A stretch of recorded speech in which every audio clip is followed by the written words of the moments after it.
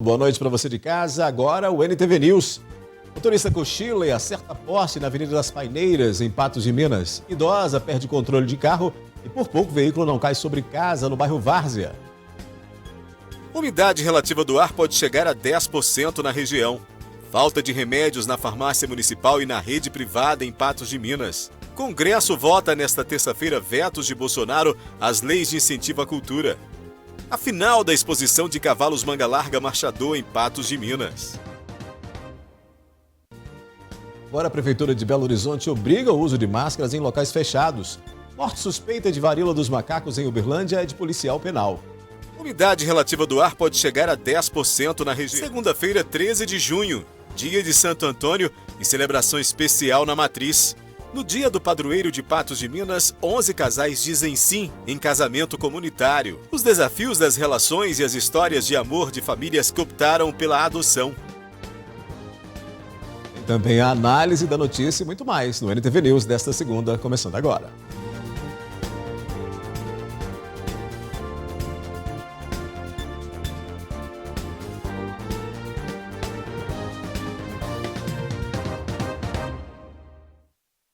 O motorista de um carro bateu forte em um poste de iluminação na Avenida das Paineiras, no bairro Jardim Aquários, na manhã desta segunda-feira.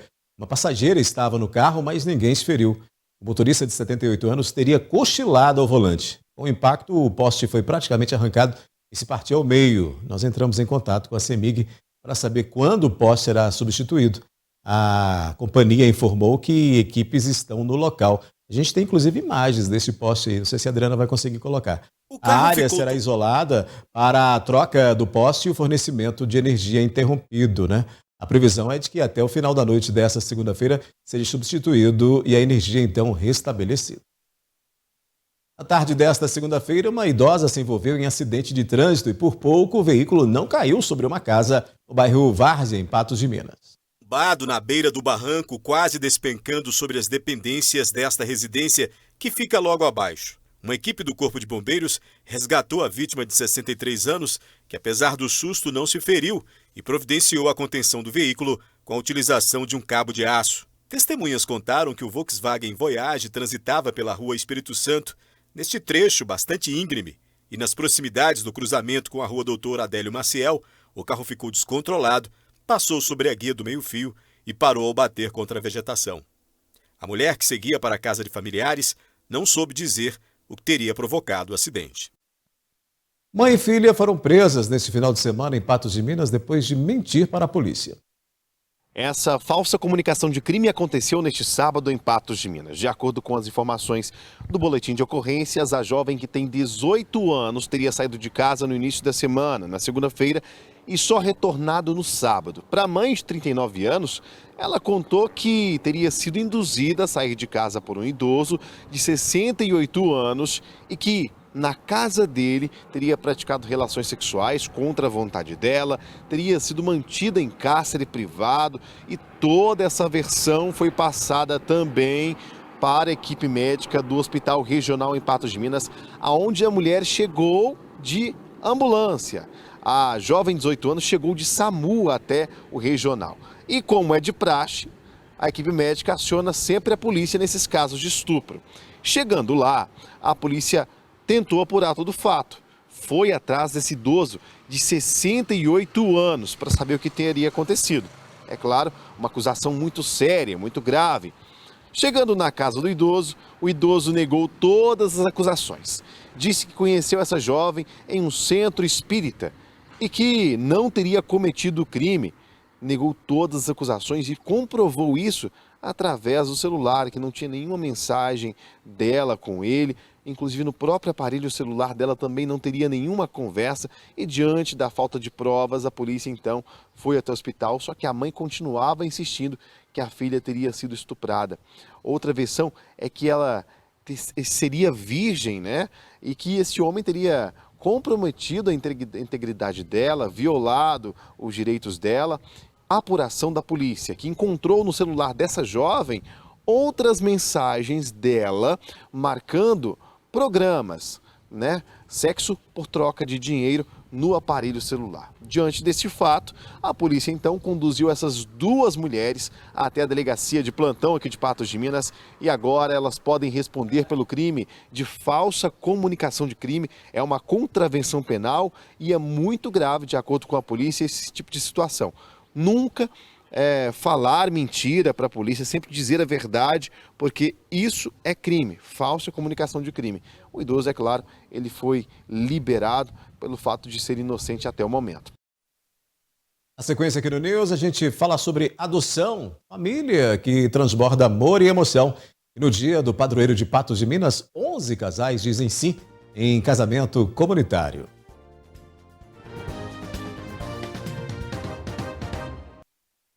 13 de junho, dia de Santo Antônio, padroeiro de Patos de Minas. 11 casais do município resolveram se casar nesta segunda. O casamento comunitário aconteceu na Igreja Matriz Nossa Senhora de Fátima.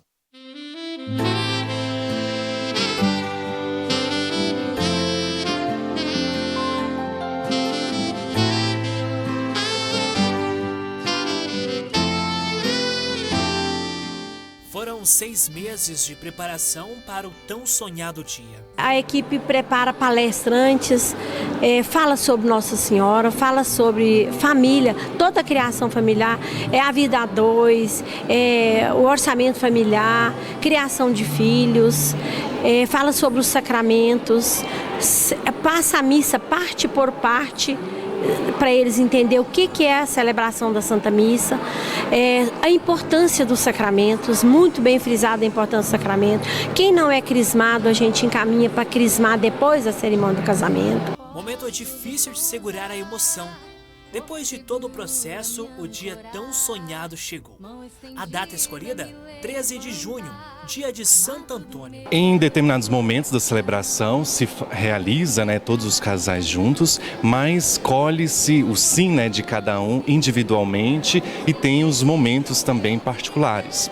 Mas o intuito do espírito comunitário é de receber este sacramento. Ao todo, 44 padrinhos divididos entre os 11 casais. O Anderson e Dilza, primos de primeiro grau. Como manda a tradição, não se viram antes da cerimônia. Desta forma, noivo na igreja e noiva no carro, aguardando ser chamada. Um amor de 17 anos. Fui criado numa cidade, ela noutra, e a gente foi se conhecer na adolescência mesmo. E aí foi o que a gente se apaixonou e resolvemos casar. Quem também aguardava a Dilza era a filha do casal, a Maria Eduarda. Eu fico muito feliz, porque era meu sonho entrar na igreja e era o sonho dos meus pais também. Para a família, o casamento tem um significado muito importante. Eu acredito que hoje aqui, receber Jesus vivo nas nossas vidas, vai trazer mais bênçãos ainda para nós.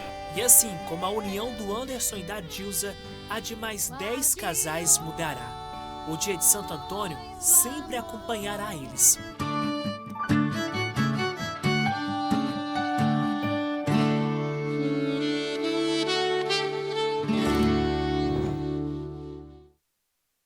Bacana, né? Parabéns aos casais. A gente fala agora sobre adoção, os desafios da relação entre os novos pais com os novos filhos.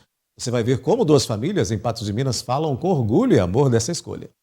No Brasil, há mais de 4.000 crianças disponíveis. Só em Minas, são quase 570, segundo o Sistema Nacional de Adoção e Acolhimento.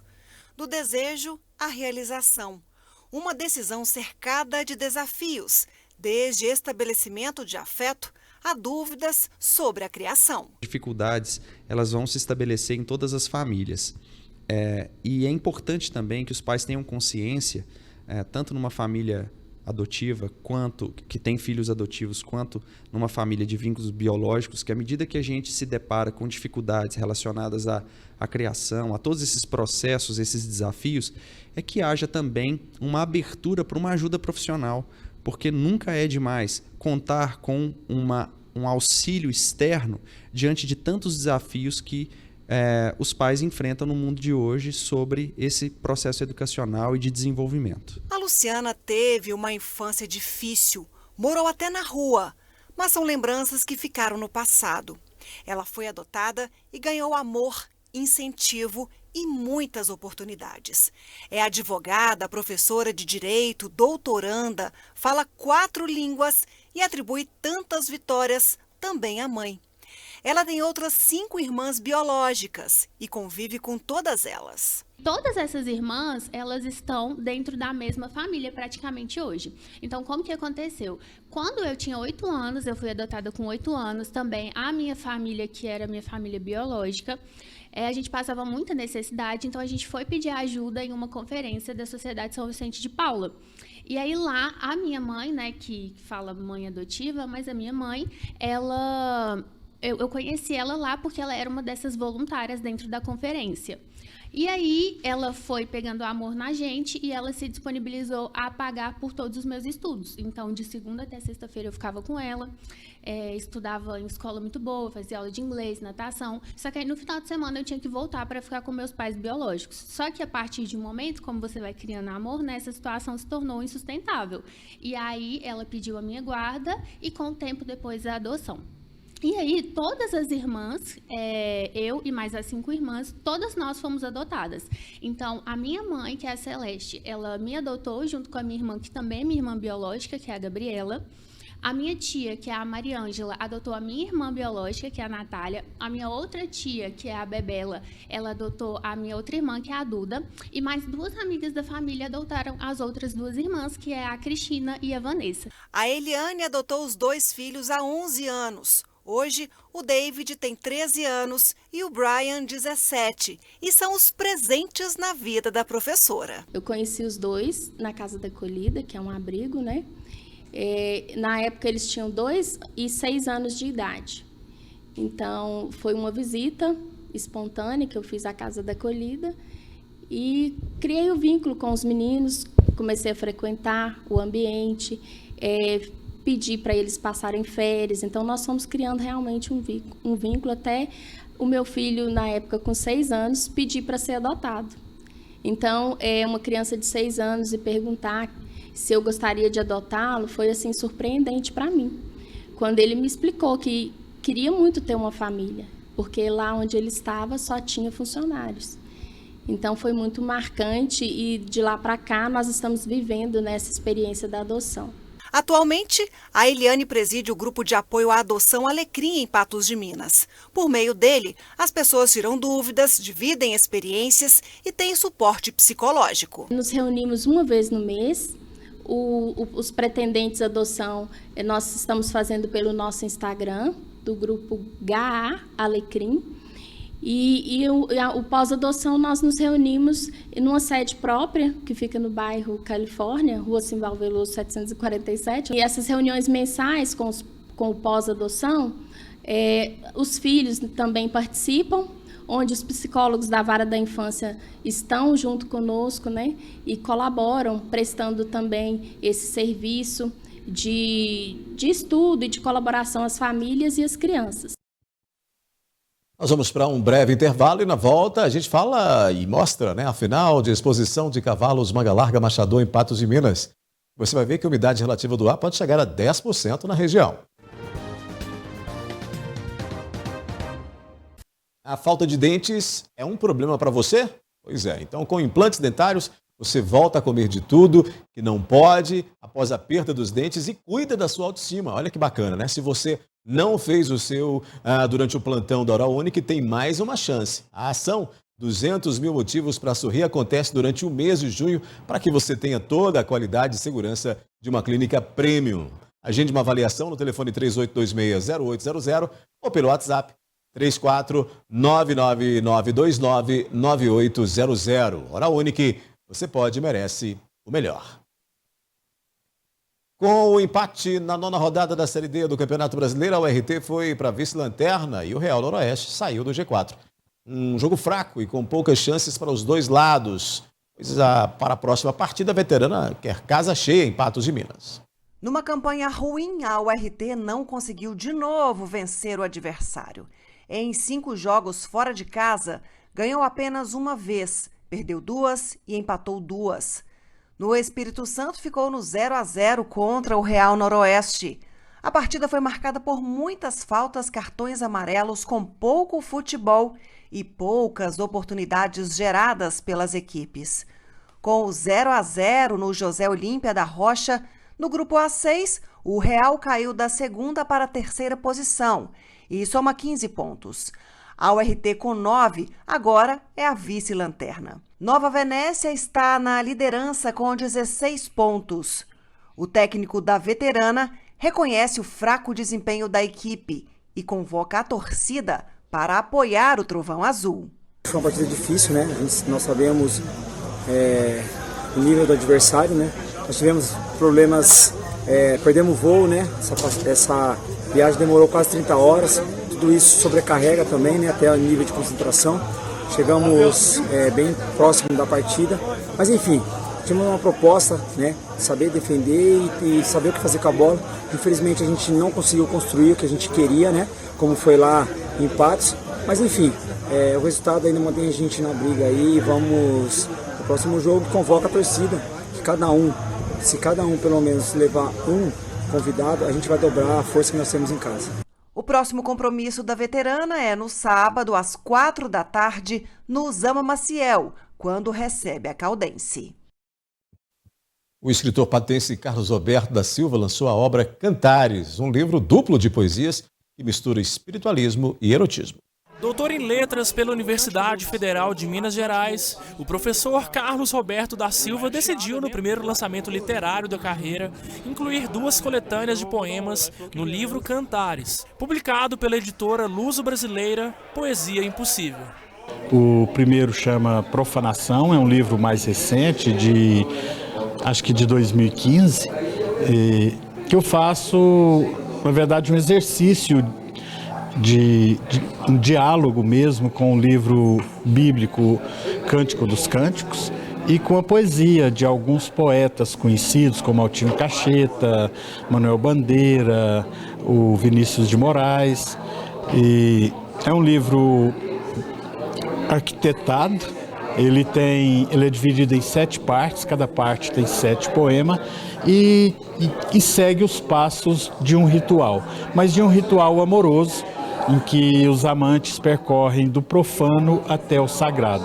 Com a casa cheia, a solenidade de lançamento do livro, que ocorreu no auditório do Bloco N do Unipan, contou com a apresentação do músico Vilmar Carvalho.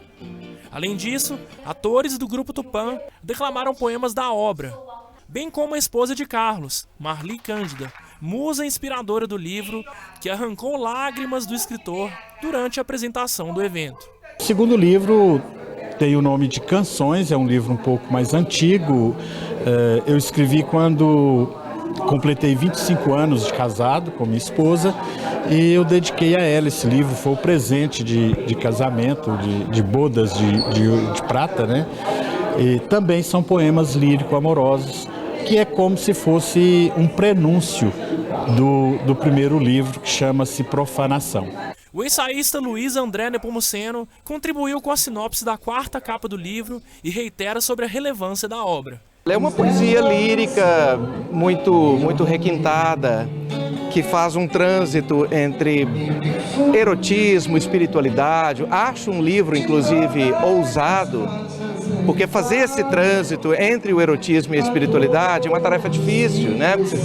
A literatura está plena de livros de poesia eróticas, de outro lado, pleno de poesias espirituais, né? Mas juntar as duas coisas é uma tarefa sempre difícil. Eu acho que o Carlos conseguiu um espaço ali, uma fronteira entre as duas coisas, em que ele foi muito feliz. O desafio de escrever a orelha do livro foi empenhado ao escritor e fotógrafo Lívio Soares de Medeiros, amigo de longa data do professor Carlos. Para mim mesmo foi uma surpresa o meu texto estar na orelha do livro, porque quando eu li o livro do Carlos, eu dei um retorno para ele, e justamente esse retorno que eu dei para ele informalmente foi até uma mensagem que eu mandei pelo WhatsApp. Eu passei a mensagem para ele e justamente essa mensagem foi parar na orelha do livro. Então, para mim, de certo modo, foi uma surpresa. Eu fiquei contente e mais contente ainda pelo fato de o Carlos resolver publicar o livro. O livro pode ser adquirido pelo valor de R$ 38,00 no site da Livraria Atlântico, no portal da Amazon, dentre outras lojas virtuais. É um livro bacana para a modernidade. O país está carente de poesia, o país está carente de vozes poéticas, né? A gente teve muita voz lírica no século XX, o século XXI perdeu um pouco do seu espaço para a poesia, a prosa tem revelado muitos talentos, a poesia está mais tímida, então é sempre bom ver um livro de poesia ser jogado no mercado editorial. Vários cavalos da raça manga larga Machador se apresentaram na final da exposição realizada nesse domingo em Patos de Minas. Além de expor para valorizar a raça, o evento serve para preservar a genética do animal. De todas as partes do Brasil, 170 animais passaram por aqui nos 4 dias de evento. Quem avalia o manga larga Machador presta atenção em tudo, da cabeça às patas. O animal tem que fazer jus à raça, ser bonito e marchar bem. Exatamente, é tudo um conjunto, né? Primeiramente, nós temos um técnico da entrada de pista, que no caso aqui seria o Beethoven, que é o técnico da região. Ele é contratado para avaliar os animais, conferir toda a documentação e esses animais adentro da pista. Quando eles vão para julgamento, nós temos 2 jurados. Um jurado que julga o quesito marcha, que seria o meu caso, e o outro jurado julgando a morfologia, né? E no final, o animal campeão é aquele que tem o somatório desses 2 itens, marcha e morfologia. O Simval veio de Paraupebas, em Minas Gerais, trazendo 11 cavalos da raça. 6 foram premiados no final do evento. É muito bom a gente vir na exposição e ter bons resultados, né? De trazer os animais, ter 11 resultados positivos, então, assim, é um prazer grande para a gente, é sinal que o cruzamento, a direção que o Aras está tomando com os animais está dando certo. O evento, que já é tradição em Patos de Minas, reúne não só criadores, como também amantes da raça. É impossível não ficar admirado com tanta beleza em um cavalo. Patos de Minas está de parabéns, né? Trazer uma exposição da envergadura como essa, do manga larga Machador, vem enaltecer uma área característica da nossa região. As pessoas gostam muito de cavalo aqui. O cavalo que já teve seu viés de trabalho para transporte, né? E agora cavalo de raça aqui, né? Vem valorizar. O grande objetivo do evento não é só avaliar a morfologia do manga larga Machador, como também proporcionar para que a genética deste animal no Brasil seja preservada. Os campeões, por exemplo, vão ser requisitados, valorizados e a genética preservada. Então, os animais que se consagram aqui, teoricamente, são aqueles animais que têm um fenótipo e com certeza vão ter, para ter esse fenótipo, eles vão ter que ter alguma coisa na carga genética que trouxe isso. E daí os criadores vão ter esse direcionamento para poder pegar esse trabalho que é feito aqui dentro de pista e levar para o seu Aras. Além da exposição de animais, também aconteceu no parque o Circuito 360, que movimentou a cidade. O balanço do primeiro evento presencial após o período mais crítico da pandemia foi positivo, segundo o Sindicato Rural de Patos de Minas. Com muita alegria que a gente tem um sentimento hoje de dever cumprido, porque o desafio foi grande, mas graças a Deus realmente foi uma adesão muito grande. Nós temos animais aí do Brasil inteiro. O saldo é muito positivo. A gente fica, nós do Sindicato Rural, o nosso sentimento é de dever cumprido. Está ruim para respirar? Está com algum sintoma de doença respiratória? Pois é, a umidade relativa do ar está realmente muito baixa. Previsão do tempo. Oferecimento New Color. Óticas New Color. 35 anos de tradição e qualidade em Patos de Minas. O tempo tão seco assim prejudica a saúde e ficamos mais suscetíveis a doenças respiratórias. Nesta segunda-feira, a umidade relativa do ar chegou a apenas 10% em alguns momentos do dia no Alto Paranaíba e Noroeste Mineiro. Para a terça, melhora um pouco, mas nada animador. Chega a 20%. E o tempo fica frio pela manhã e à noite. Em Patos de Minas, a temperatura varia de 12 a 27 graus nesta terça-feira. Mesma previsão para Presidente Olegário. Em Rio Paranaíba, mínima de 10 e máxima de 23. Em Lagoa Grande, varia de 15 a 27. E em Lagamar, os termômetros marcam de 14 a 28 graus.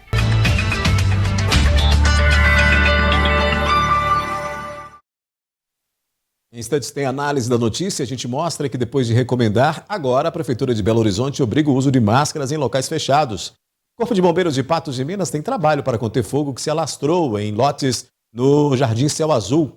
E faltam remédios na farmácia municipal e também na rede privada em Patos de Minas.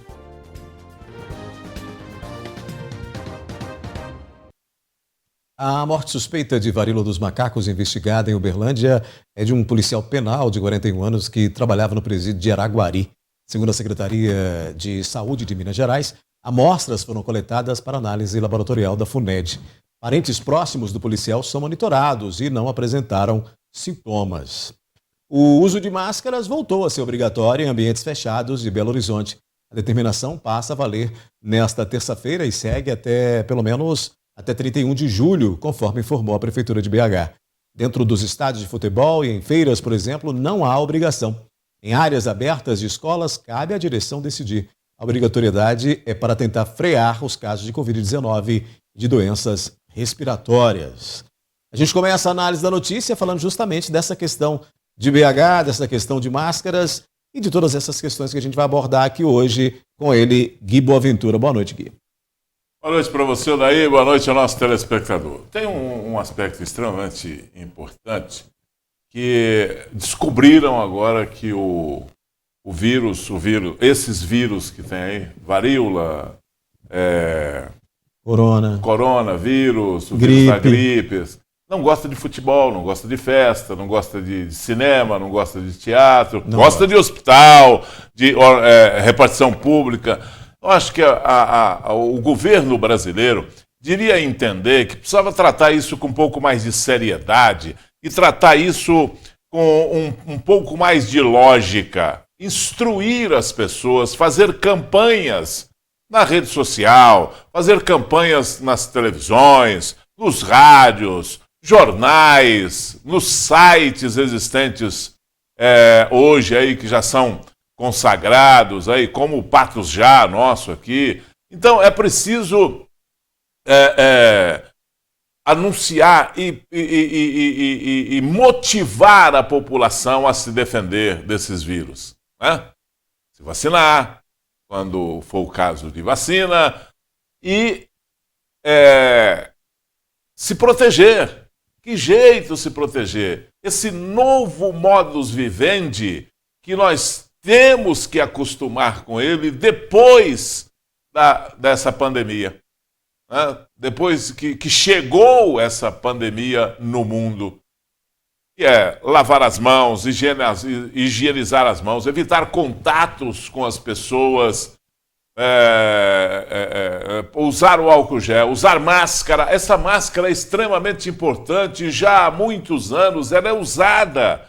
E usada para as pessoas protegerem não só elas mesmas, mas a cultura do asiático é de proteger o próximo. Você vai no Japão, por exemplo, o japonês, ele está gripado, ele não sai para a rua sem máscara. Se ele tem qualquer uma doença infecto-contagiosa, ele protege a outras pessoas porque aquilo está na cultura dele. E é isso que nós devemos aprender.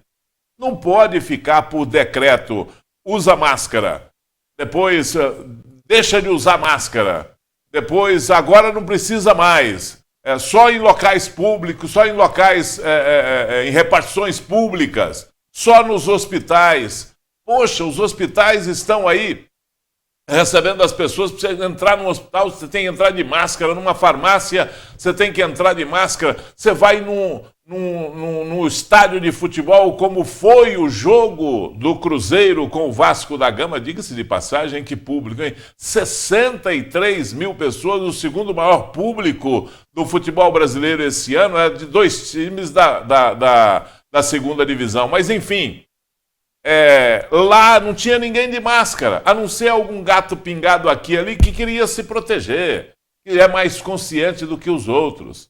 Né? Então, é preciso entender essa situação. Isso traz agonia para a gente, porque a gente sabe que isso está errado. Você que está me assistindo aí, que é o nosso telespectador, sabe, Odair, o telespectador sabe que isso está errado, que isso não está funcionando. Essa questão de saúde não se trata por decreto. Ah, mas se você aculturar, se você trazer informação, se você clarividenciar isso aí para as pessoas, isso funciona. Então é nesse ponto que o governo devia investir. Disponibilizar máscara para as pessoas de baixa renda, né?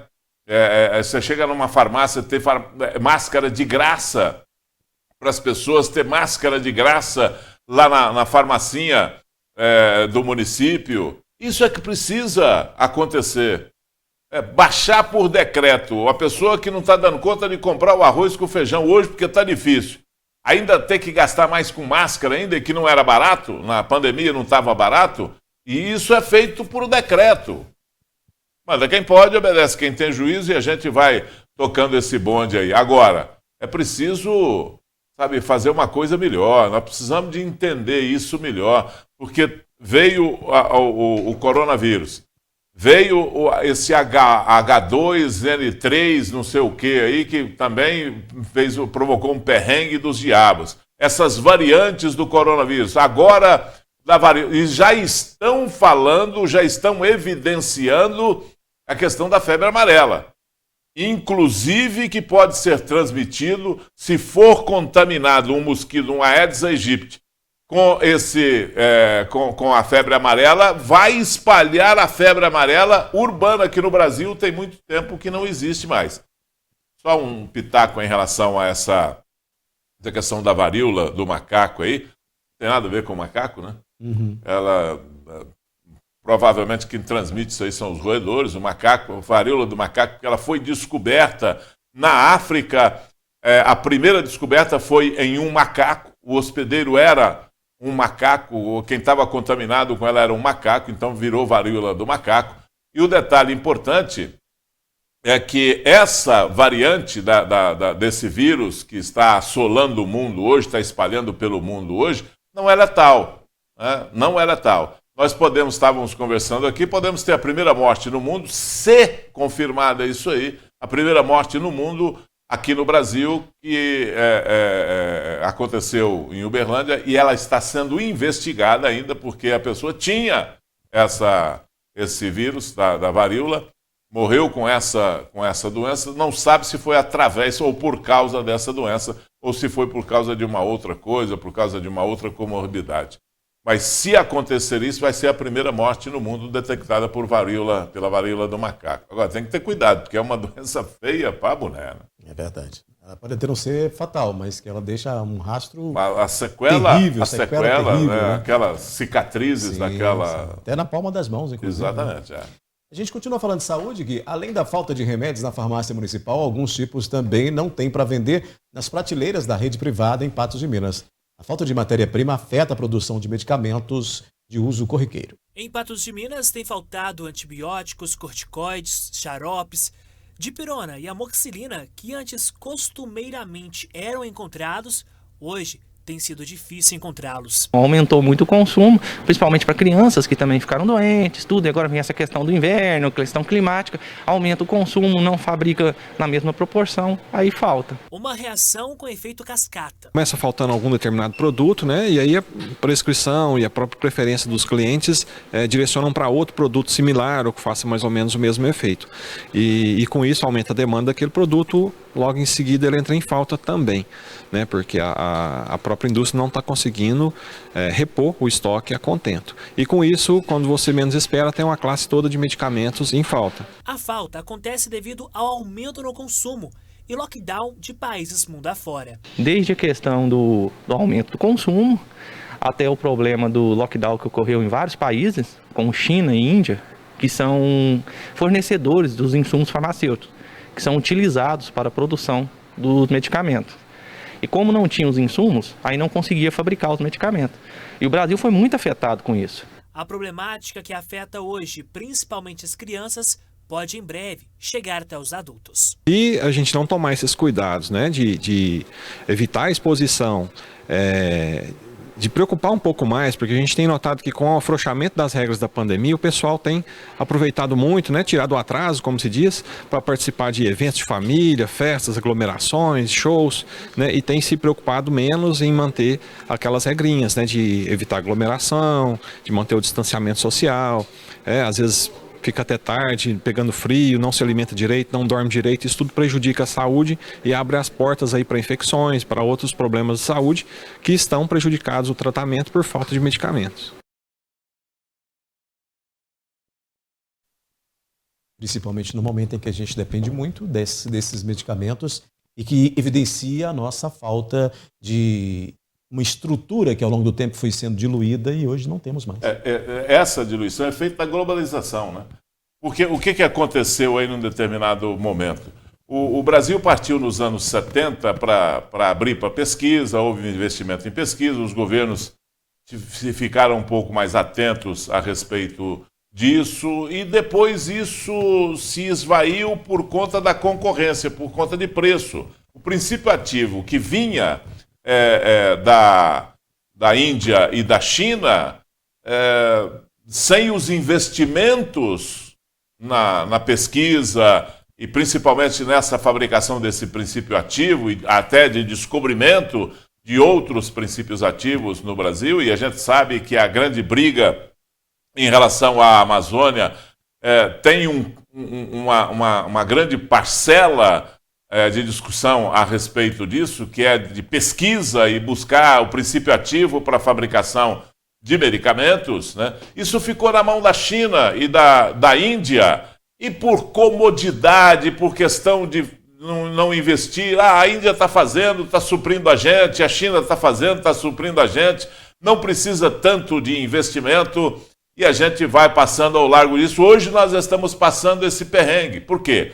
Porque, em princípio, China e Índia fecharam as portas, principalmente por causa da reserva de mercado para o próprio povo, e como foi o caso, por exemplo, das vacinas, né? E aí falta o princípio ativo aqui para o nosso mercado. Nós estamos passando aí uma dificuldade muito grande em relação aos antibióticos. Por quê? Porque falta o princípio ativo, porque falta esse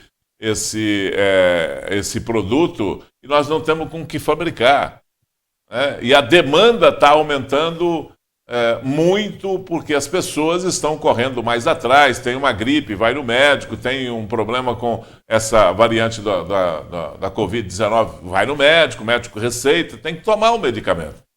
Só com o medicamento é que ele vai se curar. Então, essa demanda cresceu e muito, com essa questão principalmente a respeito da pandemia, e nós estamos passando um perrengue. Espero que esses governantes, quando o mar ficar calmo novamente, e essa é a hora de fazer investimentos, que façam um investimento na produção de princípio ativo, na produção de medicamento aqui no Brasil, para a gente não passar esse tipo de coisa. O Brasil tem um potencial muito grande para ser também exportador de princípio ativo. Claro, basta investir na pesquisa. E industrializar, né? Voltar a investir na industrialização. O Corpo de Bombeiros demorou quase 5 horas para debelar incêndio em lotes no Jardim Céu Azul. A baixa umidade relativa do ar associada à vegetação seca fizeram com que o fogo se espalhasse rapidamente. O incêndio começou às 2 da tarde. Já era quase 7 da noite e militares do Corpo de Bombeiros de Patos de Minas ainda trabalhavam para conter as chamas. O fogo começou em um lote na Avenida Comandante Vicente Torres, no Jardim Céu Azul, e rapidamente se espalhou para áreas vizinhas. A baixa umidade relativa do ar, associada à vegetação seca, facilitaram a propagação. As equipes de pronto fizeram o combate inicial, no entanto, a vegetação está muito alta e ameaçou até a concessionária de tratores ali. Nós conseguimos fazer o confinamento desse incêndio e estamos agora na fase de rescaldo. Então é uma área bastante extensa, né, por estar no perímetro urbano, uma área considerável, né? E devido à quantidade de combustível, trouxe esse grande volume de fumaça, trazendo risco até mesmo para a avenida, o tráfego de veículos. Neste início de semana, a umidade relativa do ar chega a apenas 10% em alguns momentos do dia em Patos de Minas, segundo o IMET. Essa fumaça de incêndios piora ainda mais a qualidade do ar, que já está ruim. Por isso, o alerta para que a população não faça limpeza de lotes com fogo. Infelizmente, as pessoas colocam fogo no intuito de limpar determinada área e esse incêndio acaba propagando para outras áreas, perdendo o controle e afetando aí propriedades alheias. Então nós já estamos iniciando a fase mais crítica da estiagem. Isso é necessário então redobrar a atenção dos moradores, da população, para evitar o uso do fogo para limpeza de lotes. Pedir para que os seus lotes sejam limpos, para que reduza o material combustível, porque isso gera não só dano para a saúde humana, mas também risco para acidentes de veículo. E todos os anos, nesse período, começam, né? As queimadas, sejam elas originadas ali de uma forma aleatória ou até criminosas, e a gente tem visto aí que esse ano começou mais cedo. Nós começamos a ter queimada aí bem mais cedo do que em outras épocas. E com a umidade marcando 10%, que é bem baixa, mais essa fumaça que deixa o ar ruim para quem tem um problema aí de respiratório, vai sofrer muito mais, além dos riscos aí para o patrimônio. Essa questão de queimadas aí é uma questão muito interessante para a gente falar a respeito dela. Queimada de lotes, fogo na cidade, no entorno das cidades, é uma questão de segurança, né? Também é uma questão de segurança, porque pode provocar acidentes com fogo, e acidente com fogo normalmente é muito grave. E também é uma questão de saúde pública. E é uma questão de deseducação nossa, povo, população. Nós somos mal educados em relação a isso. Você vê lá, é muito mais fácil eu colocar fogo nesse lote aqui, e em 15 minutos, 20 minutos queima tudo, mas não sabe o mal que provoca para a vizinhança, não sabe o mal que provoca para a população da sua cidade, não sabe o risco que coloca próximo das pessoas que estão ali no entorno daquela queimada. É preciso de quê? É preciso de educação do povo. Como é que você faz essa educação? Faz-se com campanhas do poder público. O poder público precisa gastar dinheiro com isso. Isso o poder público precisa gastar dinheiro. Porque é uma questão de segurança e é uma questão de saúde pública. É uma falta de atuação dos governos, de prevenção e de planejamento dos governos, que sabem que vai chegar essa hora, que chega no meio do ano. Nós estamos vivendo já, batendo nas portas aí do inverno, e a época do inverno, isso que você falou, Daí, em relação ao tempo seco, em relação à fumaça, em relação a tudo, isso vai acontecer, não faz um planejamento de prevenção.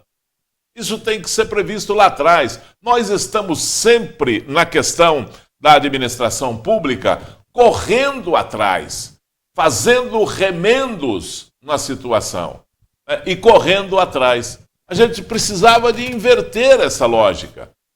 No verão, projeta-se e planeja para o inverno, para o que vai acontecer no inverno. No inverno, projeta o que vai acontecer na primavera, no verão, porque se a gente não conseguir fazer isso aí, nós vamos ficar desse jeito, correndo atrás da situação sempre, porque todo ano, o ano passado, eu chamei a atenção da população e disse, olha, o ano que vem, nessa mesma época, me chamem a atenção se a gente não estiver falando de queimadas, de fumaça, de perigo, de saúde pública, né, com ar seco.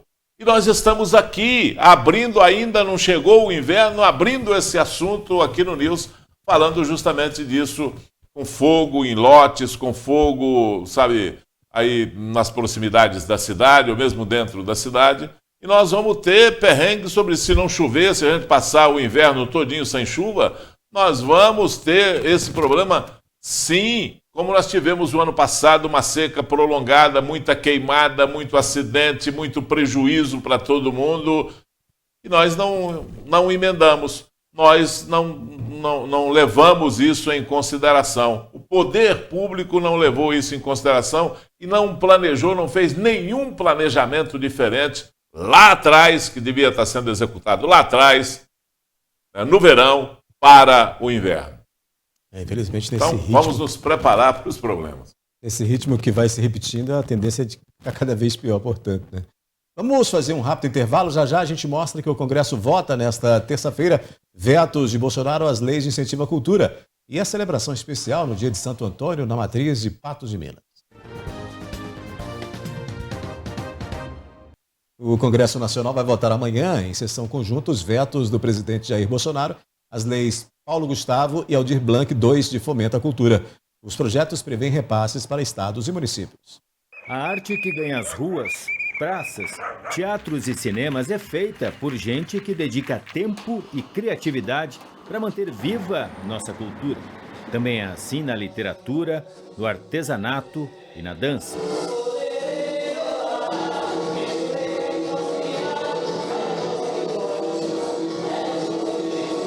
Mas a arte, como qualquer setor, precisa de incentivo e também de recursos, valores constituídos através de lei. Nessa terça-feira, lá no Congresso Nacional, uma sessão conjunta vai apreciar e tem o poder de derrubar o veto do presidente Jair Bolsonaro às leis Paulo Gustavo e Aldir Blanc II. São recursos importantes vindos de fundos setoriais para dar continuidade a projetos que movimentam a economia. O presidente Jair Bolsonaro vetou integralmente a lei Aldir Blanc II. O texto previa repasses anuais de 3 bilhões de reais da União para estados e municípios. A proposta desses 3 bilhões é serem recebidos durante 5 anos, para que se consiga, na verdade, efetivar, né, um plano nacional de cultura, para que a gente não fique, né, nessa peleja, né, não só porque peleja o trabalhador da cultura, né, no Brasil. Então, a gente tem um plano sério, né, que a gente consiga, com esses recursos, né, atingir o Estado e os municípios. Já a Lei Paulo Gustavo propõe o repasse de 3,8 bilhões de reais para o enfrentamento dos efeitos da pandemia sobre o setor cultural.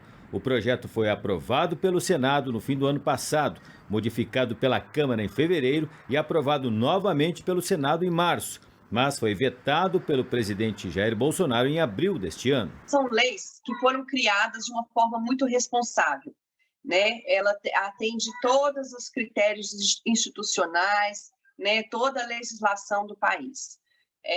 Depois, a gente teve essa discussão com o setor cultural. Então, no caso, por exemplo, da Lei Paulo Gustavo, a gente fez várias reuniões em Minas para discutir a lei, para aprimorar, para adequar a realidade, e a gente conseguiu levantar sugestões que, inclusive, foram incorporadas ao texto da lei, o que nos animou bastante, né? Para que um veto presidencial seja derrubado, são necessários 257 votos na Câmara dos Deputados e 41 votos no Senado. Caso avancem, as duas leis podem ser promulgadas em até 48 horas. O que a gente precisa é de transparência, de democratização do acesso aos recursos, do fomento. O que a gente precisa é desse apoio, né, da comunidade para nos ajudar a organizar o nosso setor, mas é claro que é um direito da população, inclusive está no artigo 215 da Constituição. Então, né, não se sustenta essa justificativa. A gente está com muita esperança, né, de derrubar esses vetos amanhã. Centenas de fiéis participaram da celebração especial na matriz em louvor ao padroeiro de Patos de Minas. Além de missa, houve procissão. Santo Antônio, na Igreja Católica, é conhecido como Santo Casamenteiro. Segundo a Igreja Católica, a figura detém o recorde da canonização mais rápida da história. A história do santo é muito bonita. Santo Antônio foi um homem notável em seu tempo. Intelectual, o frade circulou por parte considerável da Europa do século XIII e ajudou a consolidar o papel dos franciscanos, cuja ordem havia acabado de ser fundada. E Santo Antônio não é conhecido apenas como o santo casamenteiro e o padroeiro de Patos de Minas, não. Muitas pessoas têm testemunhado através da fé milagres promovidos pelo santo. Tem muitas graças que eu já recebi sobre ele. Minha menina não parava de chorar de jeito nenhum. Na noite que eu fiz a promessa com ele, ela não chorou mais, sabe? E graças a Deus eu recebi a graça. Louvado seja Deus, meus pés muito inchados, sabe? E imediatamente também, graças a Deus, passou as dores. Sou muito devota a ele, graças a Deus. Só deu uma irmã minha que estava internada para fazer uma biópsia, ela fez e graças a Deus foi tudo bem. Foi curada. Foi graças a Deus.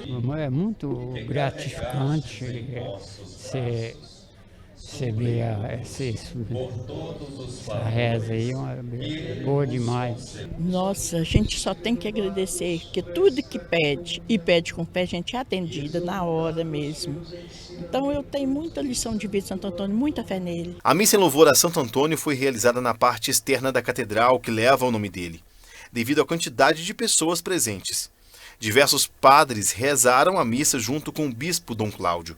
Para esse fiel, muitas pessoas têm esquecido da importância do santo milagroso. Santo Antônio é um santo muito poderoso, né? O padroeiro da nossa cidade, né? É uma graça muito grande que a gente tem de tê-lo como padroeiro da nossa cidade. Eu me lembro quando criança, né? A gente morava na roça, tinha aquelas festas, né? Hoje está ficando restrito isso, né? Mas fica mais na lembrança nessas festas que a gente tinha de antigamente. Você vê que hoje, né, era para estar essa praça aqui toda cheia de fiéis e pelo que eu vejo tem pouca gente, né, assim, por ser o dia da cidade, né, do padroeiro da cidade. A imagem de Santo Antônio foi seguida por centenas de fiéis em uma procissão que aconteceu na Avenida Getúlio Vargas. Com fé e devoção, o dia 13 de junho foi marcado com a reza fervorosa.